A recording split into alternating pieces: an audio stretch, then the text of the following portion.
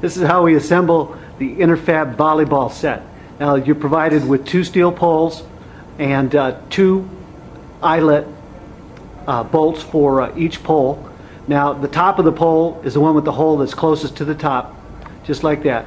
What you do is you go ahead and slip the eyelet bolt through the steel, and then you take the acorn nut on the other side and go ahead and hand tighten it up, and then you repeat that process for the other side. Of course, the eyelet is going to face the pool.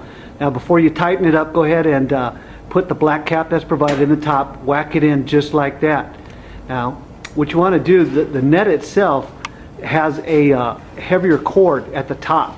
Now that's what's going to hold the net up between the 2 poles across the pool. So tie that off first, just like that. Pull it nice and tight, and then just tie it off on that eyelet. Now once you have that done, there's a secondary lighter cord that you use to tie to the same eyelet. It keeps the net from sliding down a little bit, holds it in place. Okay, and then you repeat the process then for the lower hole and for the other side as well. Now the net itself is 16 feet long. If you need to, you can go as wide as 22 feet with the cords that are provided. If you need a little bit more, then just go ahead and tie some extra cord off. Now if the net is a little bit too long, what you can do on the opposite side is tie it off and then wrap it around the pole just like that. Here's how we install the on-deck anchors for the Interfab basketball set. We recommend that you fully assemble the basketball set and attach the deck anchors before marking the anchor locations. The deck anchors are directional. Let me zoom in. The single hole should face toward the pool with the pass-through bolt parallel to the pool edge. The deck anchors should be set back from the pool on center 12 inches.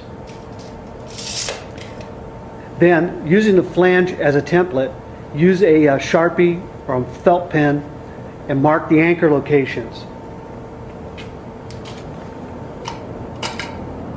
Now you're going to need a hammer drill and a 3/8 inch masonry bit. Now we want to make sure that hole's exactly 2 inches, so what we do here is we put tape onto the drill bit, just like that. Now when you drill, you want to make sure that you keep that drill as straight up and down, as parallel to the deck surface as you can.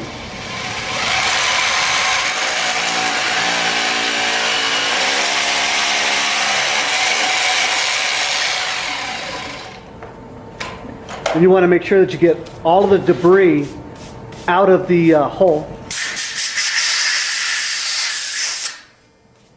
There we go.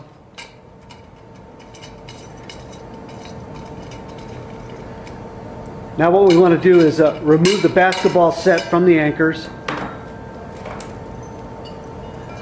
And then we're going to take a anchor bolt. Let me zoom in a little bit.